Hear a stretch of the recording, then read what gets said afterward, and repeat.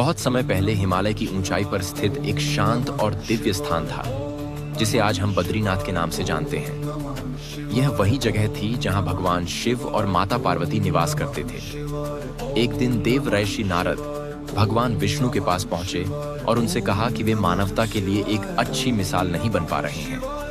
नारद बोले, आप तो सदैव शेषनाग की शैया पर विश्राम करते रहते हैं। माता लक्ष्मी आपकी सेवा में लगी रहती है और आप आराम का जीवन जी रहे हैं। बाकी जीवों को इससे क्या प्रेरणा मिलेगी?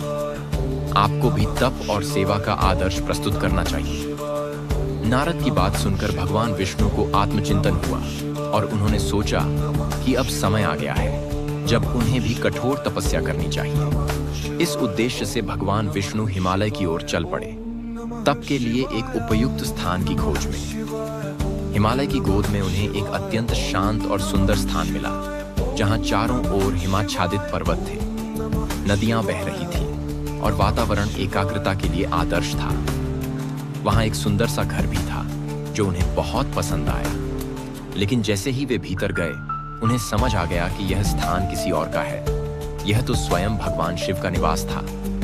विष्णु जानते थे कि शिव जी गंभीर और क्रोधी स्वभाव के हैं और यदि उन्हें गुस्सा आ गया तो वे कुछ भी कर सकते हैं। ऐसे में उन्होंने एक युक्ति सोची और स्वयं को एक छोटे रोते हुए बच्चे के रूप में बदल लिया।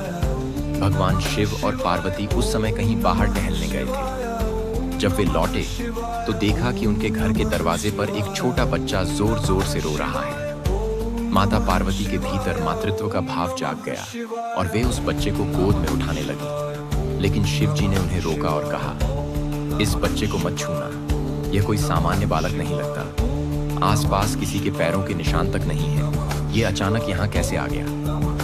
पार्वती जी ने कहा, मैं यह सब नहीं जानती, लेकिन एक माँ अपने सामने एक रोते हुए बच्चे को नहीं देख सकती। वे बच्चे को गोद में उठाकर घर के भीतर ले गईं। बच्चा तुरंत चुप हो गया और पार्वती की गोद में प्रसन्न मुद्रा में शिव जी की ओर देखने लगा। शिव जानते थे कि आगे क्या होने वाला है, लेकिन उन्होंने कुछ नहीं कहा। कुछ समय बाद पार्वती जी उस बच्चे को घर में सुलाकर शिव जी के साथ पास ही के गर्म पानी के कुंड में स्नान के लिए चली गईं। जब वे लौटे तो देखा कि घर अंदर से बंद है। पार्वती आश्चर्य में पड़ गईं कि दरवाजा किसने बंद किया।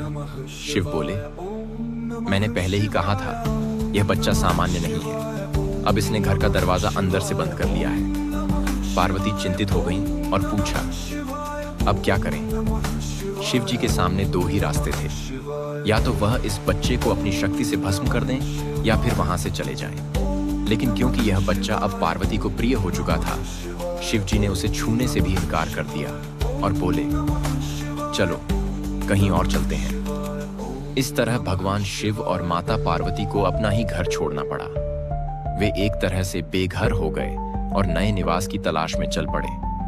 अंततः वे केदारनाथ में जाकर बसे, जो आज भी शिव भक्तों का प्रमुख तीर्थ है। दूसरी ओर विष्णु जी अब उस स्थान में स्थापित हो गए जहां शिव पार्वती रहते थे। उन्होंने वहां कठोर तपस्या की और वही स्थान आगे चलकर बद्रीनाथ धाम के रूप में प्रसिद्ध हुआ। कहा जाता है कि ठंड से बचाने के लिए माता लक्ष्मी ने वहां एक बद्री बेर के वृक्ष का रूप धारण किया था, जिससे विष्णु जी को तपस्या में कोई विघ्न न आए। तभी से इस स्थान को बद्रीनाथ यानी बद्री का स्वामी कहा जाने लगा।